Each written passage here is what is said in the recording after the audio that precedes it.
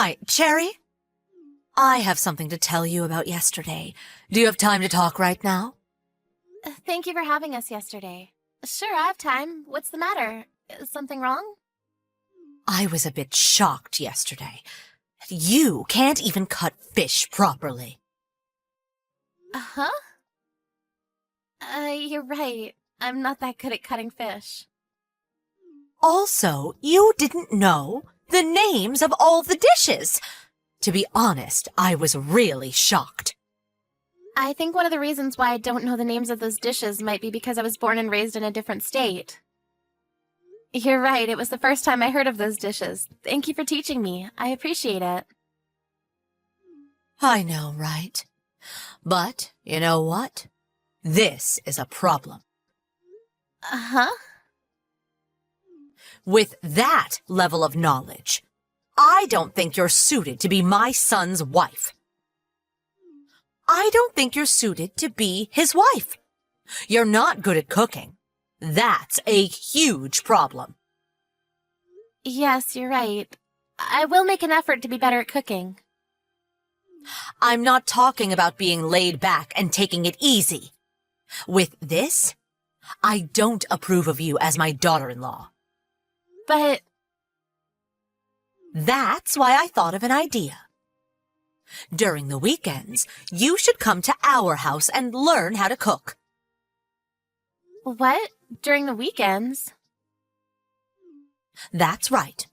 You should come every week without fail, because I will teach you how to cook. If you attend a cooking class, it will cost a lot of money. You should be thankful to me, because I'm offering to teach you. Thank you, but to be honest, I don't think it's possible to go every single week. What are you saying? I'm making time for you, and you're declining my offer? But realistically speaking, since my husband and I are both working, and we come home late in the evenings on weekdays, I have to clean the house and do other housework on the weekends. That's why I can't make time for that every single week. That's not the problem. What you can contribute is just to make time for the cooking lesson, right? I mean, there are times when my husband cooks for dinner, so since that's the case, I think it would be better to have my husband take the lesson with me. Huh? You're making Jim cook? Yes, he cooks sometimes, because there's days when I'm busier at work than him. So Jim cooks dinner for us during those busy days. Even though it's not right to ask Jim to make time for the cooking class during the weekends, right? He's exhausted from his work during the weekends. I'm in the same situation as Jim, too. If you really want to teach me how to cook no matter what, I will schedule my time so I can go on days when Jim can go, too. How selfish. Who do you think your husband is? Jim is the breadwinner of the family. You should sympathize with him at least a little. Even if you say that, I earn more than him, so... What? There's no way you're earning more than him. It's rare for the wife to earn more than the husband. It might just be because the company I work for pays well, but I earn more than Jim, and I might not have told you yet about this, but I'm the one who's been sending you the allowance needed for your daily expenses. Is that so? I didn't know that. You didn't know that too? With that said, I really don't think that I should be the only one who needs to learn to cook. Of course, I'm thankful for you offering to teach me how to cook, and I am aware that I'm not good at cooking, so I would appreciate it if you can teach me how to cook when I have the time, but it's impossible for me to do every single week. You're making fun of Jim, aren't you?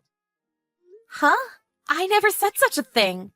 Why do you think that? You mentioned that you earn more than Jim.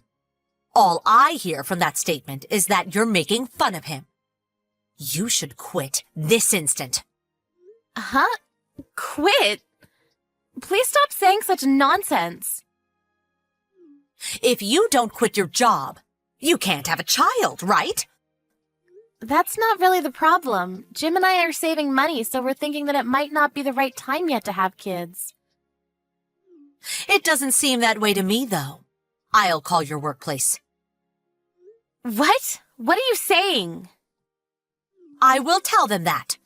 As a wife, you don't know how to cook, so I can't let you keep on working. Hey, please wait for a second. You don't know the telephone number of the company I work for, right? I know the number, because I received it as an emergency number. I'll go call them right away. Even if you do that, there's no point in doing it. It will only be a nuisance to the company, so could you please stop? I won't stop. It's a punishment for being stubborn with your mother-in-law. You should suffer. You should reflect a little.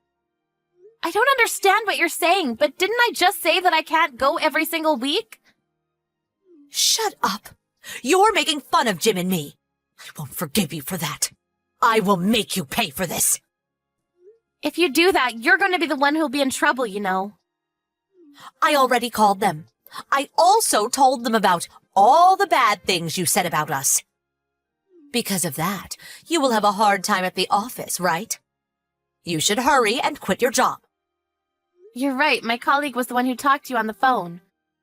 I apologized to her for the inconvenience, even though she was busy. You made me apologize for something I didn't do. Huh? It seems like she completely thinks that my mother-in-law is crazy. Why am I the one who is crazy? No one in their right mind would call the workplace of their daughter-in-law to ask them if the company is going to fire her, you know. I'll be finishing work now because I can't concentrate on my work if you keep on doing this to me. You should just quit your job. You can't even make a child. If you can't make a child in 3 years, I will ask you to leave. Huh? Then why are you still here? What do you mean? I heard from my father-in-law that it took you 5 years before you gave birth to Jim. How did you know that? Despite that, you tell me to have a child in 3 years? Don't you think you're in the wrong? As for today's conversation, I'll ask Jim to tell his father. Also, if you keep on treating me like this, I think I'll have no choice but to stop visiting your house. Why? I need to teach you how to cook, so you should come, or else. I was planning to go, but I never thought you would call my company and make a fuss. Also, I contacted Jim earlier. He said he'll go learn how to cook with me when he can make time, you know. Is that so? Jim will come too? Yes. He said that your cooking is always delicious, so he said that he wants to learn your cooking techniques if he can, but never has he ever thought that this is your true colors. It's just a misunderstanding, isn't it? Whatever. Just come here and bring Jim with you. I'll teach you how to cook. No thanks, we're fine now. Jim and I decided to distance ourselves from you. Why? What do you mean, distance yourselves from me? You told me to leave if I can't make a child within 3 years, right? It's almost 3 years since Jim and I have been together, so I'm thinking of staying away from you. Of course you can't do that. What is Jim saying? Jim is also furious right now. He said it was unbelievable that you even called my office just to say that. I was wrong for doing that, but I just wanted to see the face of my grandchild, and I thought that stress from work might be bad for your health. Isn't your husband tired of you because you take such forceful actions? My husband? There's no way he would say such a thing. Because he's always silent and doesn't complain. Just like how you're treating me right now, all your words and actions that hurt me. My father-in-law was the one who kept on apologizing on your behalf. I didn't know that. He did that for me? I think it's more like he's doing it for his family, though. Where is my husband? He's not in our room. Did you take him somewhere? The 3 of us decided to eat out tonight. He'll probably be able to relax a little since the noisy one's not around. Well, what about me? Take me with you! How about you just stay at home and cook those dishes that you've been bragging so much about? After that, Victoria tried calling Sherry and Jim, and of course her husband, but no one answered her calls. So she ended up eating supper all by herself. When her husband arrived home later in the evening, he pretended to not see Victoria and ignored her. So Victoria finally apologized. She was told that he won't listen to her if she doesn't apologize to Cherry, so even though Victoria doesn't want to apologize, she decided to go and apologize to Cherry. Apparently, she's thinking of cooking her signature dish that she's very proud of to bring with her to Cherry and Jim's house to apologize to them.